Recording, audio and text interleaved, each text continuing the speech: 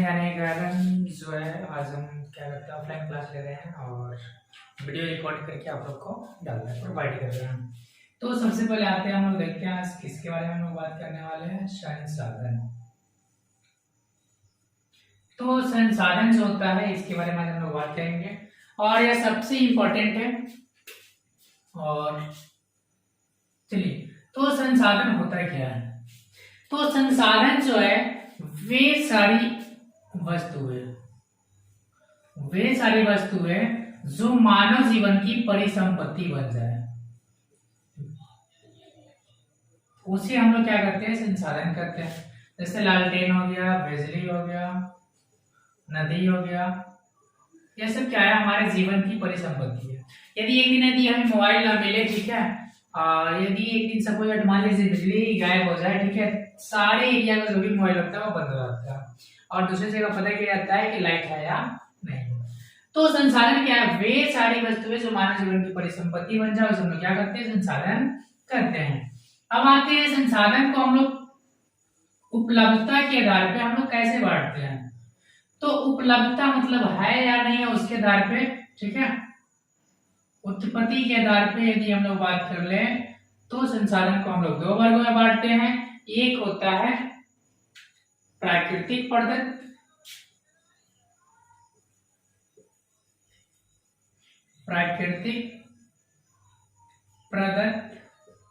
और दूसरा जो होता है मानवकृत।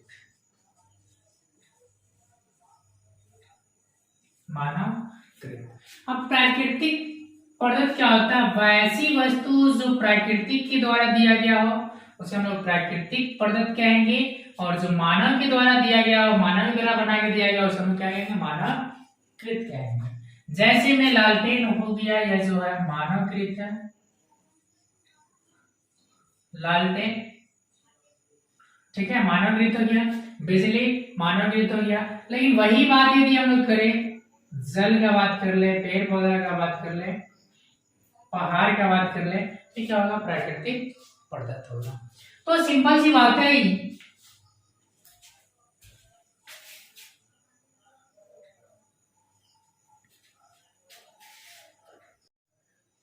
तो सिंपली हम लोग बात कर लेंगे पेड़ पौधे के बारे में। तो पेड़ पौधा क्या है, प्राकृतिक प्रदत्त है, और जो लालटेन या जो हो गया, बिजली हो गया, सब क्या है, मानव निर्मित है या मानवकृत है, मानव द्वारा बनाया गया। अब हम लोग बात कर लेते हैं पुनः पूर्ति के आधार पे। पुनः पूर्ति के आधार पे संसाधन को हम लोग दो वर्गों में बांटते हैं। संसाधन कितने वर्गों में बांटते हैं? दो वर्गों में बांटते हैं। एक है नवीकरणीय,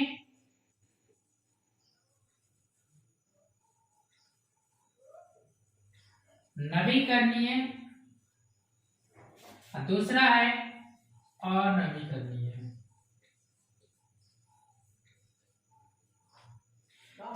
नवीकरणीय की बात करेंगे तो नवीकरणीय संसाधन उसे कहेंगे जिसे हम लोग पुनः पूर्ति कर सकते हैं। जो पुनः पूर्ति योग्य हो उसे हम लोग क्या कहेंगे, नवीकरणीय कहेंगे। जैसे सूर्य का प्रकाश क्या है, नवीकरणीय है। जल नवीकरणीय है। हवा क्या है, नवीकरणीय है। अनवीकरणीय की बात करेंगे तो अनवीकरणीय में पुनः पूर्ति योग्य नहीं होगा। जैसे में कोयला को एक बार जलाते हैं, ठीक है, तो बार बार इसका उपयोग नहीं कर सकते हैं। नवीकरणीयों को हम लोग गैर परंपरागत भी कर सकते हैं, गैर परंपरागत। अनवीकरणीयों को हम लोग परंपरागत कहते हैं, परंपरागत कहते हैं। इसको एक बात और हम लोग चक्रीय भी बोल सकते हैं, क्योंकि यह चक्के की तरह इसको हम लोग नचा सकते हैं। गोल गोल घुमाकर फिर जहां शुरू करेंगे वहां पे हम लोग ला सकते हैं। लेकिन अनवीकरणीय को हम लोग अचक्रीय कहेंगे। रीजन क्या है, क्योंकि इसका उपयोग हम लोग बार बार नहीं कर सकते हैं। तो नवीकरणीय में क्या होगा, नवीकरणीय में जो पुनः पूर्ति होगा उसे नवीकरणीय कहेंगे, जो पुनः पूर्ति योग नहीं होगा उसे हम क्या कहेंगे, अनवीकरणीय। बांटते हैं तो उत्पत्ति के आधार पे संसाधन को हम लोग दो वर्गों में बांटते हैं, ठीक है, जैव संसाधन और दूसरा है अजैव। जैसे हमें साइंस क्या कहते हैं, ज्योग्राफी में ही पढ़ना है, लॉ आयस और अलाउ आयस। तो सिंपल सा क्या है, जिसमें लोहा का गुण पाया जाएगा वह लॉ आयस होगा, जिसमें लोहा का गुण नहीं पाया जाएगा उसे हम लोग क्या कहेंगे, लॉ आयस कहेंगे। तो वही बात है यहाँ, जैव मतलब जीव, ठीक है। वैसा संसाधन जो जीवित हो, सजीव हो, क्या हो, जीवित हो, सजीव हो, उसे हम लोग क्या कहेंगे, जैव संसाधन कहेंगे। वैसा संसाधन जिसमें प्राण नहीं हो, ठीक है, वह सजीव नहीं हो, उसे हम लोग क्या कहेंगे, अजीव संसाधन कहेंगे, यानी निर्जीव बोल सकते हैं। सिंपल सी बात है, इसको निर्जीव हम लोग बोल सकते हैं। वैसा संसाधन जिसमें जान हो, प्राण हो, ठीक है, वह क्या होगा, सजीव होगा। जिसके अंदर जान प्राण नहीं होगा वह क्या होगा, निर्जीव होगा। चलिए हम लोग अब बात कर लेते हैं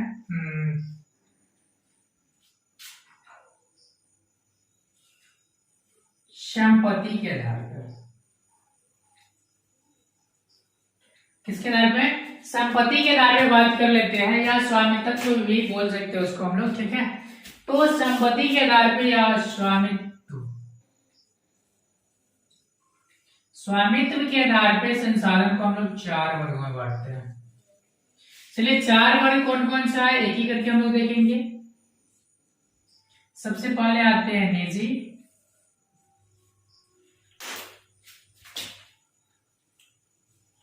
सबसे पहले क्या होगा, निजी संसाधन।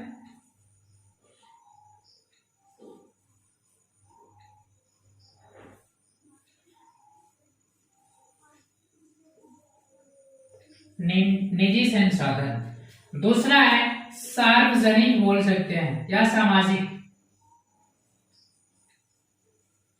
तीसरा जो है राष्ट्रीय, और चौथा जो है अंतरराष्ट्रीय। चलिए चारों को एक करके देखते हैं, ठीक है। निजी संसाधन किसे कहते हैं, सार्वजनिक संसाधन किसे कहते हैं, राष्ट्रीय संसाधन किसे कहते हैं और अंतरराष्ट्रीय संसाधन किसे कहते हैं।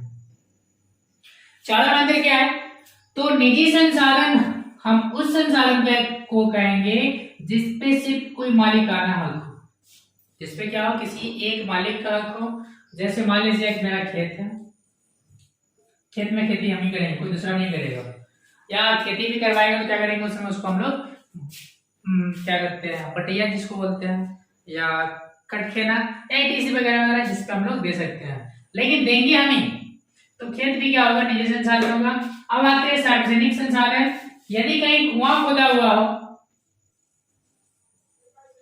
कुआं यदि खोदा हुआ हो तो कुआं क्या है, सभी का। विद्यालय जो है वो किसका है, समाज के लोगों का।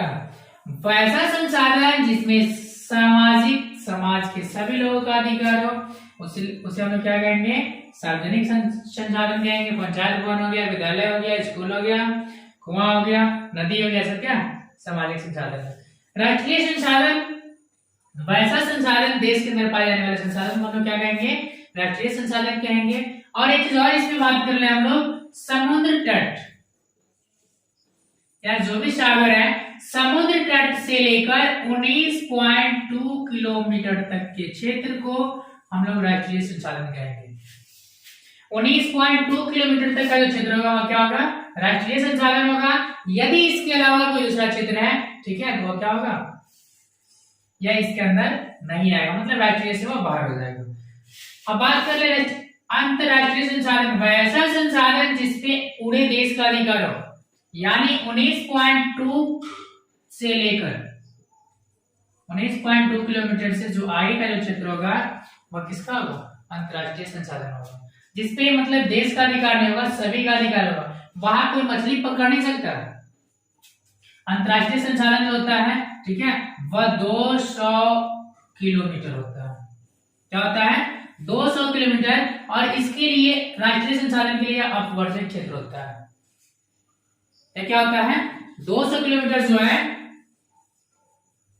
200 किलोमीटर यह अंतरराष्ट्रीय संसाधन है, मतलब पूरे देश का संसाधन है, जिसपे पूरे देश का अधिकार है। और यहाँ जो है कोई एक देश जो है मछली जाके अपना पकड़ नहीं सकता। राष्ट्रीय संसाधन में जैसे मछली पकड़ना हुआ या ईटीसी वगैरह वगैरह कुछ करना, वो नहीं जाके कर सकता है। इसलिए इसे हम क्या कहेंगे, अपवर्जक।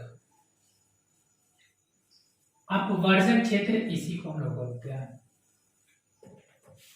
अपवर्जक, जहां पे कोई जा नहीं सकता है, ठीक है, किसी से बिना अनुमति लिए हुए। अनुमति भी लेना होगा तो हम क्या करेंगे, सिंपली जाकर हम लोग पहले पता करेंगे कि क्या है नहीं है, ठीक है, हम सबसे अनुमति लेंगे। और एक काम कर सकते हैं, जाने के लिए कोई रोक नहीं, सिर्फ काम करने के लिए आप है रोका।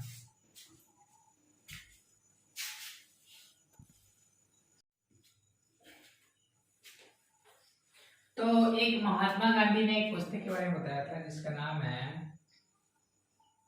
Small is beautiful.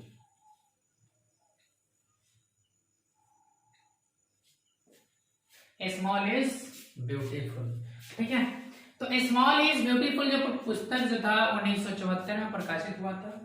कब प्रकाशित हुआ था? 1974 में, जिसमें महात्मा गांधी के बारे में लिखा हुआ है। और इन्होंने कहा था स्मॉल, जो छोटा जो होता है ना, वो सुंदर होता है, अच्छा होता है, ठीक है, इसलिए इसका नाम रखा गया था पुस्तक का स्मॉल इज ब्यूटीफुल। इसमें Mahatma Gandhi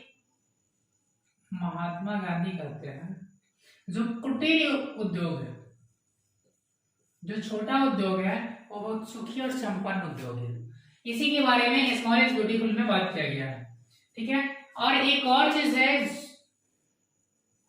our common future.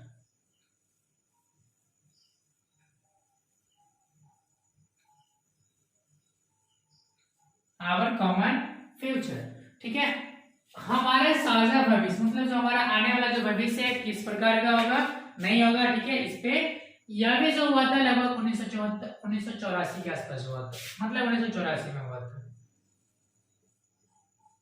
यह पूरे वर्ल्ड को दिखाया गया था कि हमारा जो आने वाला जो भविष्य है यह किस प्रकार का होगा। इसी में हम लोग बात करेंगे ग्रीन हाउस गैस।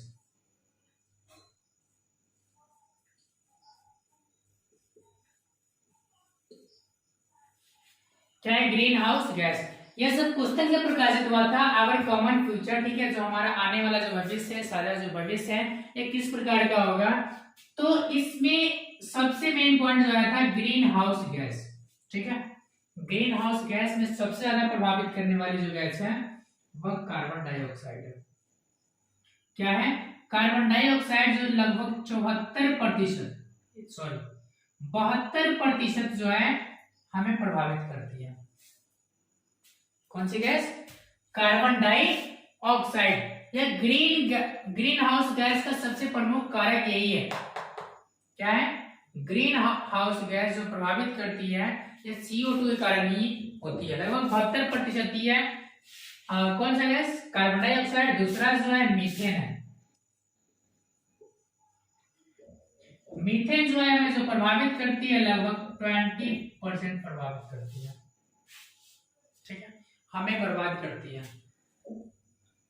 और यह सब जो गैस है, गैस पे रोक लगाने के लिए सरकार ने, ठीक है, बहुत सारे देशों ने मिलकर एक सम्मेलन किया, जो सबसे पहला पृथ्वी सम्मेलन हुआ था। इसी को रोकने के लिए, ग्रीन हाउस गैस प्रभाव को रोकने के लिए एक सम्मेलन बुलाया गया था 1992 में। कहाँ बुलाया गया था? 1992 में बुलाया गया था। इसका जो जगह का नाम है रियो डी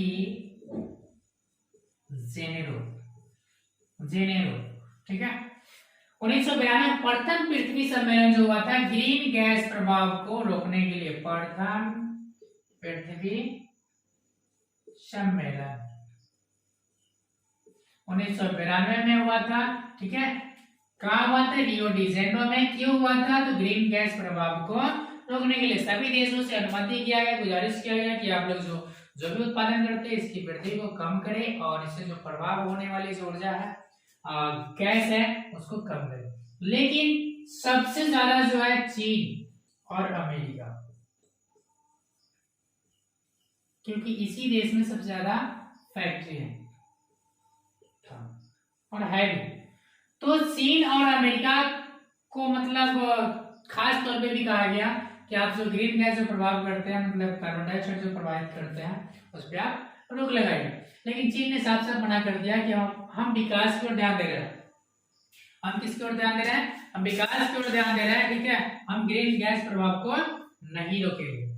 चीन और अमेरिका ने साफ साफ मना कर दिया। इसके बाद में द्वितीय पृथ्वी सम्मेलन हुआ था, ठीक है। द्वितीय पृथ्वी सम्मेलन कब हुआ? और इसी के उपलक्ष्य में, ठीक है, ग्रीन गैस प्रभाव को बचाने के लिए या क्या 1992 में जो प्रथम पृथ्वी सम्मेलन हुआ था, इसी के बाद हम लोग 5 जून को प्रत्येक वर्ष पर्यावरण दिवस के रूप में मनाते हैं। 5 जून को पर्यावरण दिवस। तो 5 जून को पर्यावरण दिवस के रूप में हम लोग मनाते हैं।